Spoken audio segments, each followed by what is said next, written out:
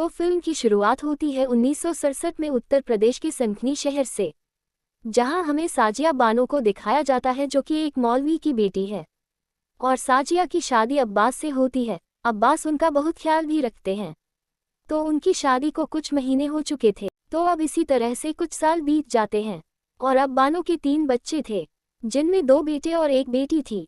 अब एक दिन अब्बास रात को बानो के पास आते हैं। वो उसे बताते हैं कि वो 3 हफ्तों के लिए पाकिस्तान जा रहा है क्योंकि उसे जरूरी काम है।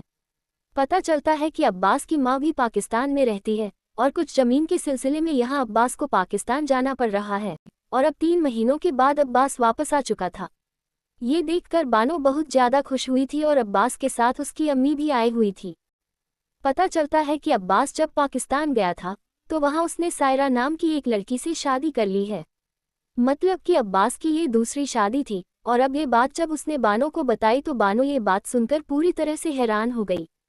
वह अब्बास के ऊपर बहुत गुस्सा करती है। बाना सोचती थी कि अब्बास सिर्फ उनसे प्यार करते हैं, वो किसी के बारे में सोचते नहीं होंगे। अब रात को अब्बास बानो के पास आता है। वो बानो से कहता है कि मेरी बहुत बड़ी मजबूरी थी कि मुझे सायरा से शादी करनी पड़ी, वरना मेरा ऐसा कोई भी कदम उठाने का इरादा नहीं था। तुम मेरी पहली पत्नी हो, मेरा पहला प्यार हो, इसलिए मैं हमेशा तुम्हारे साथ रहूंगा और अपने बच्चों का खूब ख्याल रखूंगा। रही बात सायरा की, तो सायरा तुम्हारे साथ घर में हाथ बटाएगी और उसके रहने की व्यवस्था गार्डन वाले रूम में कर दी गई है। तो सायरा फिलहाल प्रेग्नेंट है, जिस वजह से यहाँ पर अब्बास जो है वह उसके ऊपर भी ज़्यादा ध्यान नहीं दे रहे थे। बानो ने सोचा कि यह बहुत अच्छा टाइम है, वह अब्बास को अभी भी इम्प्रेस कर सकती है क्योंकि आज अब्बास और बानो की एनिवर्सरी है। तो एनिवर्सरी विश करने के लिए बानो अब्बास के ऑफिस पहुंच जाती है, जहां अब्बास अपने क्लाइंट के साथ बहुत ज़्यादा बिजी था। इसलिए वो बानो से कह देता है कि आज उसके पास बिल्कुल भी टाइम नहीं है, इसलिए तुम घर चली जाओ, हम घर पहुंचकर बात करते हैं। लेकिन बानो उसकी बात नहीं मान रही थी। तो यहाँ पर अब्बास को आ जाता है गुस्सा और वह अपने क्लाइंट के सामने ही बानो को बहुत कुछ सुना देते हैं। पर यह सारी बातें बानो को बिल्कुल भी पसंद नहीं आती। उसे ऐसा लगा कि अब्बास उन्हें कुछ भी नहीं समझते हैं, इसलिए वह अपने तीनों बच्चों को लेकर अपने अम्मी अब्बू के घर चली जाती है। लेकिन अब्बास के दिल में कभी भी ऐसा नहीं आया कि वो अपनी बीवी या बच्चों को वापस बुला ले। सायरा और अब्बास की अम्मी ने अब्बास को कई बार बोला कि वह बानो को वापस बुला ले। अब्बास जो है वह बानो के पास हर महीने 400 रुपये भेजा करता था बच्चों की परवरिश के लिए, और बानो इसी तरह से जीने लगी। लेकिन अब बानो को मालूम चलता है कि अब अब्बास उनके पास पैसे नहीं भेज रहा है, जिस वजह से बच्चों की परवरिश करना बहुत मुश्किल है। इसलिए वह वापस अब्बास के पास जाती है और बानो के साथ उसके अब्बू भी गए थे। यहाँ पर बानो अब्बास से बात करती है और उनसे कहती है कि आपने पैसे भेजना बंद कर दिया है, जिस वजह से बच्चों की परवरिश करना बहुत मुश्किल है। ये सारी बातें सुनने के बाद अब्बास कहता है कि तुम मुझसे पूछकर तो बच्चों को लेकर नहीं गई थी, जिस वजह से अब उनकी सारी जिम्मेदारी जो है वह तुम्हारी है। उनकी परवरिश कैसे करना है इससे उसे कोई लेना देना नहीं है। और वह अगले ही दिन जिला न्यायालय पहुंच जाते हैं, जहां बानो अपने पति अब्बास खान पर केस करना चाहती है। वो कुछ वकील को हायर करने की कोशिश तो करती है, लेकिन वो इसमें नाकामयाब रहती है क्योंकि हर वकील अब्बास खान को बहुत अच्छे से जानता है, क्योंकि अब्बास खान एक बहुत ही मशहूर वकील है और उसके अगेंस्ट कोई भी नहीं जाना चाहता है। अब्बास को भी मालूम चल चुका है कि उसकी बीवी कोर्ट जा चुकी है और उसके ऊपर केस भी रजिस्टर कर दिया गया है। तो बानो अपनी सारी बातें जज साहब के सामने रखती है, लेकिन जज साहब का कहना ये था कि बिना वकील के वो कोई भी बातें नहीं सुन पाएंगे। और जज साहब साथ ही बानो को एक बात और बताते हैं कि उनका जो केस है वह मुस्लिम लॉ के अंतर्गत आता है, इसलिए उन्हें वहां जाना चाहिए। मुस्लिम पर्सनल लॉ ही इस केस को सॉल्व कर सकता है। लेकिन बानो कहती है कि वह वहां गई थी, लेकिन वहां के लोग जो उन्हें सपोर्ट नहीं कर रहे हैं। अब ये सारी बातें सुनने के बाद जज साहब कहते हैं कि सबसे पहले बानो को अपना लॉयर हायर करना होगा, कि तभी हम देखते हैं कि बेला जैन नाम की एक वकील जो यहीं पर खड़ी हुई थी और वो बानो से कहती है कि आपका केस हम लड़ेंगे। अब बानो के पास लॉयर था, जिसकी वजह से अब्बास के ऊपर सेक्शन 125 CR के तहत केस रजिस्टर होता है।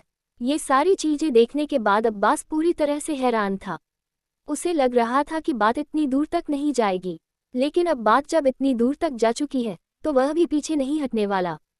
वह भी इन लोगों को जरूर जवाब देगा। जबकि सायरा ने उसे समझाने की काफ़ी कोशिश की कि बात सिर्फ 400 रुपये की है, हम उन्हें हर महीने 400 रुपये दे सकते हैं। लेकिन अब्बास का कहना यह था कि वह बानो को उसकी लिमिट दिखाकर रहेगा। 125 सीआर के बारे में अब्बास बहुत अच्छे से जानता है। एक दिन अब्बास की माँ बानो के पास कॉल करती है और उसे अपने घर बुलाती है। बानो को ऐसा लगता है कि शायद अब्बास डर गए हैं, लेकिन यह बानो की बहुत बड़ी भूल थी। अब्बास बानो से कहते हैं कि तुमने बहुत ही गलत किया है और अब मैं तुम्हें मजा चखा कर रहूंगा। सेक्शन 125 सीआर तब तक जायज रहता है जब तक तुम मेरी पत्नी हो। अगर तुम मेरी पत्नी ही नहीं रहो तो सेक्शन 125 सीआर कोई भी काम का नहीं रहेगा। इसलिए अब्बास यहाँ पर बानो को कुछ पैसे देता है और फिर तलाक तलाक तलाक बोलकर उससे तलाक ले लेता है। तो अब्बास के पास से वो कुछ पैसे लेकर वापस आ जाती है, लेकिन अभी भी उसे इस बात का बहुत दुख था कि अब्बास ने उसे तलाक दे दिया और अब वो उसे पैसे भी नहीं भेजेगा। ये सारी बातें बेला जैन भी जानती है कि अब अगर तलाक हो ही गया है तो फिर सेक्शन 125 कोई भी काम का नहीं है। तभी बानो यहाँ बेला को बताती है कि शरीयत में लिखा गया है, जिसे मुस्लिम पर्सनल लॉ भी कहते हैं। उसमें लिखा है कि 3 बार तलाक बोल देने से तलाक नहीं हो जाता बल्कि 3 महीने का टाइम मिलता है और दोनों घर वाले इस बारे में बात करते हैं, पूरी कोशिश करते हैं कि सब कुछ ठीक हो जाए। उसी के बाद दोनों की मर्जी से तलाक होता है। तो बेला को मालूम चलता है कि मुस्लिम पर्सनल लॉ मतलब कि शरीयत के हिसाब से अभी भी बानो जो है वह अब्बास की पत्नी है। इसलिए वह अगली हियरिंग में इसे ही मुद्दा बनाते हैं और इस बार कोर्ट में अब्बास खान भी पहुंच चुके थे और वह भी अपनी दलीलें पेश कर रहे थे। तो अब्बास का कहना था कि 3 बार तलाक, जिसे तलाक बिदअत कहा जाता है, ये बोल देने के बाद से तलाक हो जाता है। लेकिन मुस्लिम पर्सनल लॉ में कुछ और लिखा गया है और कुरान में भी यही लिखा गया है। लेकिन ये सारी बातें Muslim personal law versus secular law के बीच में आ रही थी। इसलिए जज साहब यहाँ पर एडवाइस करते हैं कि इस केस को मुस्लिम पर्सनल लॉ में ही लड़ा जाना चाहिए, जिसे शरीयत कहते हैं। तो अब यहाँ पर बानो और उसके अब्बू शरीयत में पहुँच जाते हैं। तो मुस्लिम कोर्ट आ जाने के बाद काजी बानो के ऊपर बहुत गुस्सा थे। वह बानो से कहते हैं कि अपने हस्बैंड पर केस करने से पहले उसे हमसे आकर बात करनी चाहिए थी। तो काजी यहाँ पर बानो को बहुत सुना रहे थे। यह सारी बातें सुनने के बाद बानो कहती है कि उसने कुरान पढ़ा है और वह सब जानती है कि उसका हक क्या है और कुरान क्या कहता है, और उनके यहाँ पर सारे ऐसे ही कानून हैं जो कि बस मर्दों के साथ देते हैं। लेकिन कुरान में लिखा गया है कि सभी को बराबर का हक है। मर्दों को जितना हक मिलता है उतना ही औरतों को भी मिलता है, लेकिन इसके बारे में औरतों को बताया नहीं जाता ताकि वह चुपचाप जुल्म सहती रहे। तो जब शरीयत से उसे इंसाफ ना मिला तो बानो फिर से कोर्ट पहुंच जाती है, जहां बेला जैन अभी भी अब्बास के सामने खड़ी हुई थी। और तो अब्बास जज साहब को बताता है कि मुस्लिम में शादी होती कैसी है। वह बताता है कि मुस्लिम की शादी एक कॉन्ट्रैक्ट बेस पर रहती है, जिसे दोनों की पार्टी कबूल करते हैं, और इसलिए काजी जो है वो कबूल कबूल कबूल बुलवाता है। तो जिस तरह से इस कॉन्ट्रैक्ट को साइन किया जाता है उसी तरह से इस कॉन्ट्रैक्ट को तोड़ा भी जा सकता है। तो बेला जैन यहाँ पर जज साहब को बताती है कि सुप्रीम कोर्ट ने ताहिरा वर्सेस हुसैनी के केस में यह फैसला सुनाया है कि सेक्शन 125 सीआरपीसी के तहत तलाकशुदा मुस्लिम औरतों को भी मेंटेनेंस का हक है। तो जैसा कि अब्बास खान ने कहा है कि उन्होंने उनकी बेगम बानो को तलाक दे दिया है, तो बानो का पूरी तरह से संवैधानिक हक है कि उसे मेंटेनेंस का पैसा मिलना चाहिए। 1975 में ये केस किया गया था और फिर 1980 में इसका फैसला आया। कोर्ट अब्बास खान को यह आदेश देती है कि वह बानो को हर महीने का गुजारा भत्ता देंगे। लेकिन बानो को जो भत्ता मिलने वाला था वह 22 रुपये था, पर 22 रुपये का नाम सुनते ही यहाँ पर बानो पूरी तरह से हैरान रह चुकी थी, क्योंकि 22 रुपये में उसका घर कैसे चलेगा। बच्चों की परवरिश आखिरकार 22 रुपये में कैसे हो सकती है। तो बानो की आर्थिक स्थिति काफ़ी बिगड़ने लगी थी, जिस वजह से उसे अपनी घर की चीज़ों को बेचना पड़ता, और मोहल्ले वाले भी बानो और उसके अम्मी अब्बू के खिलाफ होते जा रहे थे। और अभी फ़िलहाल तो मुस्लिमों के सबसे बड़े दुश्मन बानो और उसके घर वाले ही हैं, जिस वजह से वो लोग बानो को मारने के लिए पहुंच जाते हैं। लेकिन बानो के अम्मी अब्बू उन्हें छिपा देते हैं। वह समझ चुकी थी कि अगर वह ज़्यादा दिनों तक यहाँ पर रही तो उसके अम्मी अब्बू भी खतरे में आ सकते हैं। तभी उसे एक चीज़ याद आती है कि एक जगह है जहाँ पर वो अपने बच्चों को सेफली रख सकती है, और वह घर दरअसल में अब्बास का घर ही था, क्योंकि गार्डन वाली ज़मीन जो है वो बानो के नाम पर थी और उस गार्डन में एक छोटा सा घर भी था जिसमें वह आराम से रह सकती है। अब्बास भी कुछ नहीं कर पाता है और वह उसे गार्डन वाले रूम में रहने की इजाज़त भी दे देता है क्योंकि यह उसका हक है। और अब ये केस इलाहाबाद के हाई कोर्ट में पहुंच चुका था, लेकिन इस बार अब्बास पूरी तरह से तैयार था। तो अब केस 1982 के इलाहाबाद कोर्ट में शिफ्ट हो जाता है, मतलब कि हाई कोर्ट में, जहां पर बेला जैन का अभी भी मुद्दा वही था कि जब एक्स वाइफ सक्षम नहीं हो जाती या फिर उसकी दूसरी शादी नहीं हो जाती तब तक सोहर को ही उसकी जिम्मेदारी उठानी पड़ती है और मेंटेनेंस का खर्चा देना पड़ता है। तो जब फाइनल डिसीजन आया तो जज साहब ने अपना डिसीजन लिया और बताया कि यह केस भी दरअसल में बानो के पक्ष में है और अब्बास को मेंटेनेंस का खर्चा देते रहना होगा, और इस बार मेंटेनेंस की राशि 180 रुपये थी, जिस वजह से यह केस भी बानो जीत चुकी थी। अब कुछ दिनों के बाद हम देखते हैं कि बानो के अब्बू का देहांत हो जाता है, जो उनका सबसे बड़ा सपोर्ट था।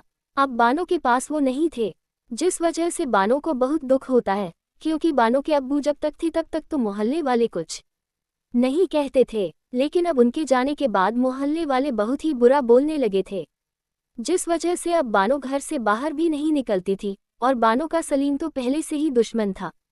यहाँ पर सलीम ने सारे मोहल्ले वालों से कह दिया था कि इनका पानी बंद होना चाहिए, आज के बाद इनका साथ कोई भी नहीं देगा। तो दूसरी तरफ हम देखते हैं अब्बास खान को, जो कि इस केस को सुप्रीम कोर्ट लेकर चला गया था। उसने सारी तैयारी कर रखी थी। जो वह पुराना केस हारा था वह प्लानिंग के तहत हारा था, ताकि वह इस केस को सुप्रीम कोर्ट ला सके। और जज साहब के सामने अब्बास खान बताता है कि यह केस अलमनी का नहीं है और न ही पर्सनल रंजिश का है, ये केस अब मुसलमानों की पहचान का है। वह बताता है कि 30 साल हो चुके हैं, लेकिन आज भी हम personal law versus secular law के बीच में लड़ाई करते रहते हैं, क्योंकि जब संविधान लिखा जा रहा था तो सभी ने अपने अपने रिजर्वेशन मांगे, सबके पास अपनी अपनी प्रोटेक्टिव कम्युनिटी थी, लेकिन हमारे पास कुछ नहीं था। तब हमने भी शरीयत मांगा, मतलब कि मुस्लिम पर्सनल लॉ। लोग कहते हैं कि मुसलमानों को एक पर्सनल लॉ क्यों मिलता है, उन्हें शरीयत क्यों मिलती है, आप लोग एडजस्ट क्यों नहीं कर लेते। अब्बास खान बताता है कि उन्होंने अपनी पूरी लाइफ जो है वो एडजस्टमेंट में लगा दी, लेकिन उन्होंने सिर्फ और सिर्फ शरीयत मांगा। साथ ही अब्बास ने शरीयत के नाम पर एक ऐसी स्पीच दी थी कि यह सुनकर सारे वकील और सारे लोग खुश हो गए। अब बारी थी साजिया बानो की। साजिया यहाँ पर जज साहब को बताती है कि 1 साल पहले उसके अब्बू की डेथ हो गई है, और जब उनका जनाजा उठा तो कंधे कम पड़ चुके थे। जिन लोगों ने अब्बू से अपना नाम लिखना सीखा था, आज वही लोग दीवार पर हमारे बारे में उल्टा सीधा लिख रहे हैं। अब्बू का सिर्फ एक ही गुनाह है कि हम उनकी बेटी हैं, और अब विरासत में ये हमारे बच्चों को मिलेगा। आज मुस्लिम लॉ बोर्ड अब्बास के साथ खड़ा है। अब्बास कह रहा था कि बड़ी लड़ाई लड़ी तब जाके संविधान में हमें इसका हक मिला है। बानो कहती है कि जिस संविधान के लिए ये लड़ाई लड़ी है उसमें औरतें भी शामिल हैं या फिर नहीं। हमारी कौम में जो सबसे ज़्यादा पिछड़े हैं उन्हें सुरक्षा की ज़रूरत है, और सबसे पिछड़े पता है कौन है? इस कौम की औरतें। शादी के बाद जो हमारी बेगम बोलते थे, और आज 3 लफ्ज़ों ने हमारी पूरी जिंदगी बदल दी। शरीयत में लिखा है कि जो इंसान 3 तलाक बोलकर तलाक दे उसे कोड़े पड़ने चाहिए। मैं पूछना चाहती हूँ कि आखिरकार ऐसे कितने इंसान हैं जिसके शरीर पर निशान होंगे, जबकि आपको हमेशा बेसहारा औरत सड़कों पर मिलेंगी। हमसे बार बार पूछा जाता है कि हम हिंदुस्तानी हैं या मुसलमान। भानो बताती है कि हम मुसलमान नहीं हैं, बल्कि हम हिंदुस्तानी मुसलमान हैं। इसी मिट्टी में पले बड़े हैं, इसलिए आज यहाँ हक के लिए खड़े हैं, ताकि हमें इंसाफ मिल सके और हमें उसी नज़रिए से देखा जा सके जैसे कि हर एक इंसान को देखा जाता है। आखिर में जज साहब अपना फैसला सुनाते हैं और कहते हैं कि हमारे संविधान में सेक्शन 125 CRPC के तहत ये लिखा गया है कि तलाकशुदा पत्नियों को मेंटेनेंस का चार्ज मिलना चाहिए, और यह हक मुस्लिम औरतों पर भी उतना ही लागू होता है। ये कोर्ट कुरान को इस्लाम की सबसे बड़ी अथॉरिटी मानती है, और कुरान के हिसाब से तलाकशुदा औरतों गुजारा भत्ता की हकदार होती है।